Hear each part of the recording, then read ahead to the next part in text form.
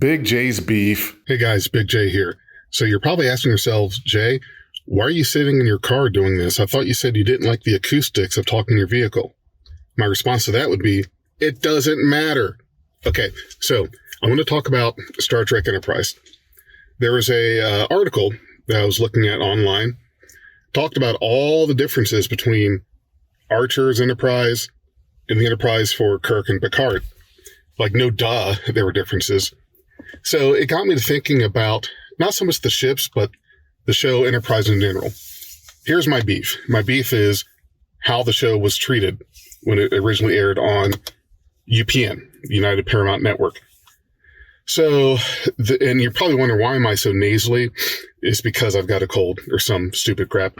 Anyway, so here was the problem with Enterprise. One is it was a prequel show that had to deal with certain things like, why does the ship look updated and a little more technologically advanced if it takes place before Kirk's Enterprise? And to that, I'll say, because they have a budget, because they didn't want things to look old. They did the best they could with trying to make you happy, trying to make the ship look realistic. They didn't have cardboard sets. They could actually do more with it. Okay, so anyway, let me get past that part.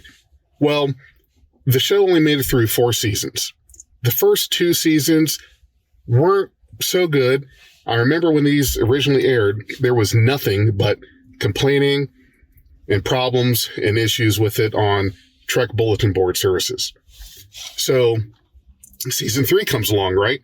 The whole Xindi war thing. Well, not a war really, but the whole Xindi conflict. Now, this is where I get to the beef. The station that this show was on, that Enterprise was on, it was not given a fair shake. And here's why.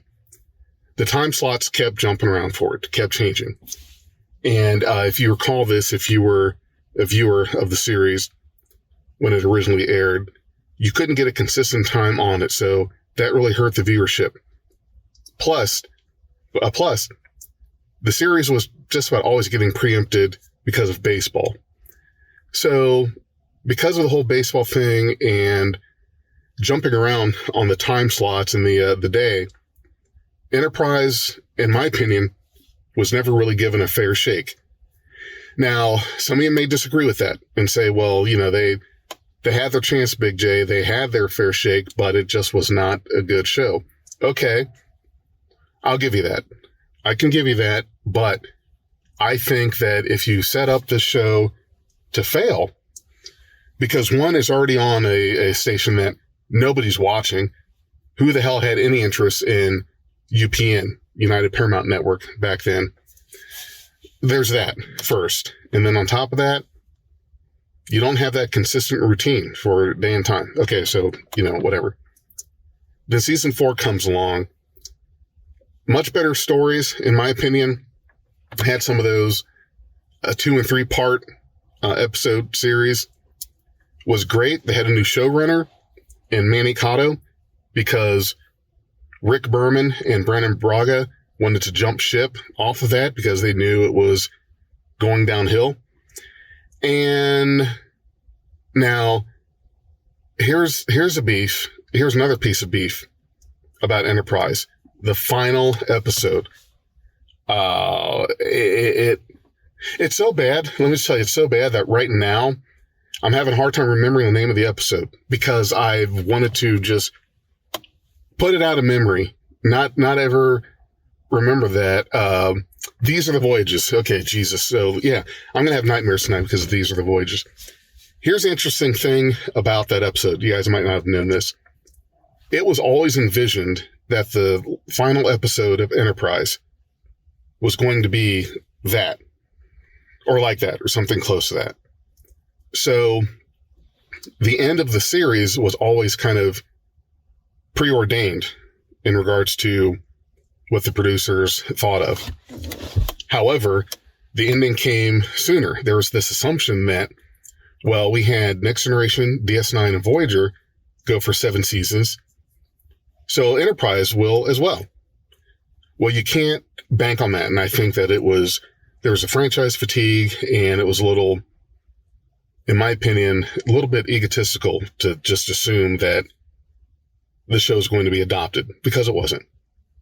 So what we get was this horrible, basically a Next Generation episode, a whole holodeck thing, which I think was tragic.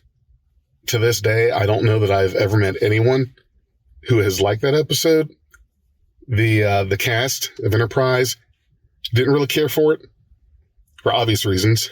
And there have been times where I've seen different interviews, writings online where Jonathan Frakes and Marina Sirtis, who reprised their roles as Commander Riker and Counselor Troy, respectively, felt very bad about the attention being taken away from the actors of the show Enterprise in order to kind of get themselves preempted in their own show.